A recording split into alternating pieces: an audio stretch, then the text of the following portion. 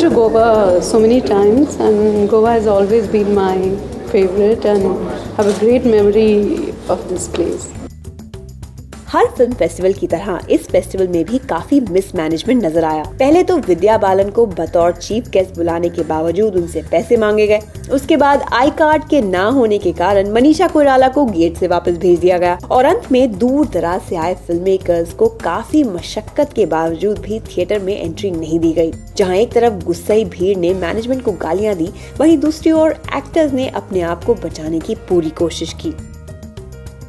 I think that's always a problem whenever we are trying to organize any kind of event. So it's part of the whole deal. There is हमेशा खामियां तो रहेंगी, but we have to learn from the experience and try to improve ourselves. IFFI की खास बात ये है कि यहाँ पर भारतीय फिल्मों के साथ साथ कई अंतर्राष्ट्रीय फिल्में भी दिखाई जाती हैं और इस फेस्टिवल की बढ़ती पॉपुलैरिटी को देखते हुए वो दिन दूर नहीं जब ये फेस्टिवल फिल्म मेकर्स के लिए एक नया आकर्षण बन जाएगा।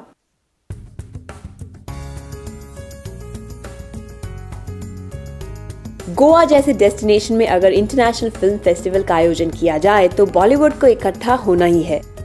हम बात कर रहे हैं इफी यानी international film festival of India की।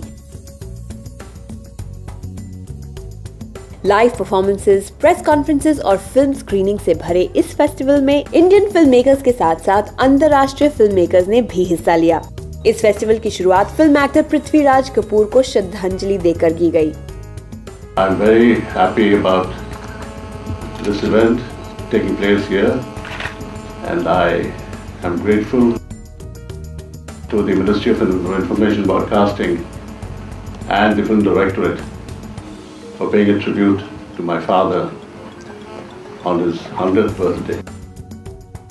अलग प्रांत से जो लोग आते हैं, अलग डायरेक्टर्स जैसे साउथ के हैं, तो अच्छा लगता है यहाँ पे आके और अलग अलग फिल्में देखना अच्छा लगता है।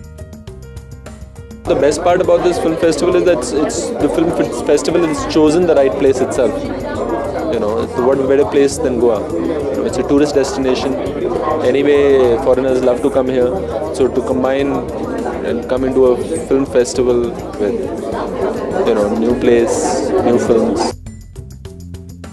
इस साल इफी में कॉर्पोरेट, रंग दे बसंती, ओमकारा, क्रिश, खोसला का घोसला, गांधी, जाने भी दो यारो जैसी कई मशहूर फिल्मों की स्क्रीनिंग की गई। I'm very excited that Krish is being shown. I wish I could come when Krish was being seen by everyone, but like I said, I'm shooting on this very tight schedule. But I hope people like Krish as much as we enjoyed making it. बहुत अच्छा लगता है कि आज जब हम cinema को celebrate कर रहे हैं इधर इफी में, गोवा में, तो in the popular category of Indian films, उसमें रंग दे बसंती is an inaugural film. It's a matter of honor and great pride कि हर साल जैसे ये फेस्टिवल होते हैं, इस साल हमें ये मौका मिला है। लास्ट ईयर में इफी में अपहरण का प्रीमियर हुआ था, तो it definitely holds a special place because and again this year I have two films, Corporate and Omkara, being shown here. So yes, it is a festival which definitely is close to me, and it's in Goa. It's in a beautiful place, and that's it. We are celebrating cinema, and that's what's important.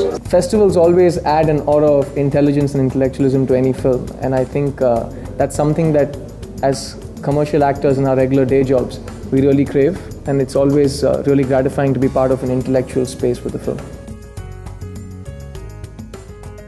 यहाँ मौजूद celebrities का कहना है कि इस तरह के film festival के लिए गोवा सही जगह है। So I've always encouraged, Goa to कि गोवा में फिल्म फेस्टिवल हो। पहले से ही जब नहीं था तब that time also I was to encourage because I think एक तो scenic point of view Goa का बहुत अच्छा है and people are really nice. बहुत अच्छा जो माहौल है यहाँ का, बहुत ही फिल्मी है, तो काफी मजा आता है। I think IFFI is a very great way of presenting Indian cinema to the world and also having world cinema come to the people who love films.